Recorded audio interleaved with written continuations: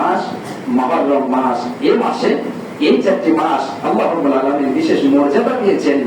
মুহররম, রজব, জিলকাদ, জিলহজ এই 4টি মাসকে আল্লাহ সুবহানাহু ওয়া তাআলা মর্যাদা প্রদান করেছেন এবং মুহররম মাসকে বিশেষভাবে আল্লাহ রাব্বুল আলামিন মর্যাদা দান করেছেন এবং এই মাসকে আল্লাহর মাস বলা হয়েছে। বলি না সুবহানাল্লাহ।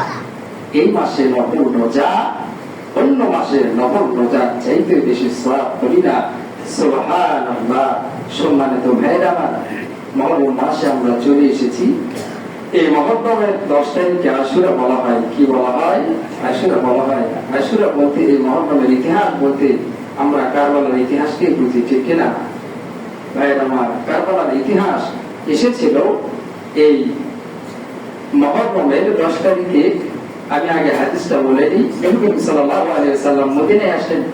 আসার পরে ইহুদিদেরকে বললেন যে তোমরা কেন রোজা রাখো এই মুহররমের 10 তারিখে?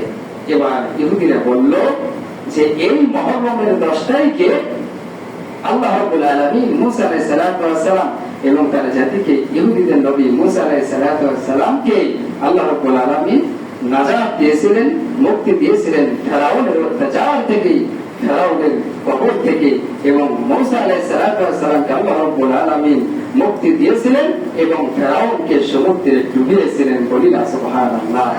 এই শুকরিয়া স্বরূপ আমরা এই আশুরার 10 তারিখে, এই মুহররমের 10 তারিখে আমরা রোজা রাখি। নবী করিম সাল্লাল্লাহু আলাইহি ওয়াসাল্লাম বললেন নাহানু হাক্কু বিমূসা, তোমরা মুসা আলাইহিস সালাতু ওয়াস সালামের অনুসারী দাবি করো ঠিক আছে, কিন্তু তোমরা অনুসারী হিসেবে যতটা না সত্য তার চাইতেও আমি রাসূল এবং আমরা তার চাইতেও বেশি সত্য অনুসারী হিসেবে যদি বলি না সুবহানাল্লাহ।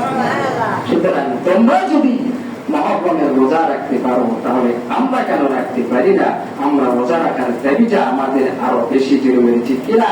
নবী সাল্লাল্লাহু আলাইহি ওয়াসাল্লাম সাহাবাদেরকে বললেন যে তোমরা আশুরা রোজা রাখবে 10 তারিখে, তবে ইহুদিদের সাথে অমিল রেখে তারা 10 তারিখে রাখে, তোমরা 2টা রাখবে, তারা 1টা রাখে, এবং তোমরা 2টা রাখবে 10, 11 অথবা 9, 10।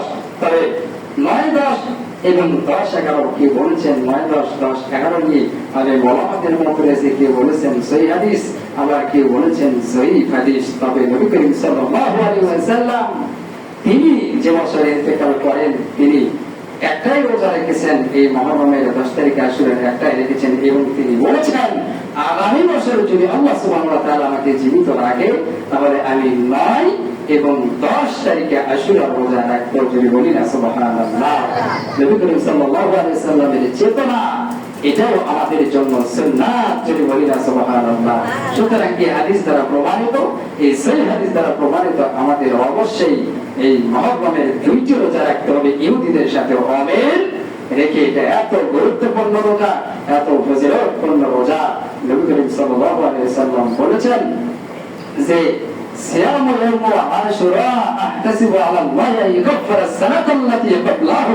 যদি বলি না সুবহানাল্লাহ। আমি আশা রাখি এই আশুরার রোজা দ্বারা পিছনে 1 বছরের গুনাহ আল্লাহ সুবহানাহু ওয়া তাআলা মাফ করে দিবেন। বলি না সুবহানাল্লাহ। ছোট ছোট যেগুলো সগীরা গুনাহ রয়েছে এগুলো আল্লাহ রাব্বুল আলামিন মাফ করে দিবেন। চলে বলা যাবে না সুবহানাল্লাহ। আমরা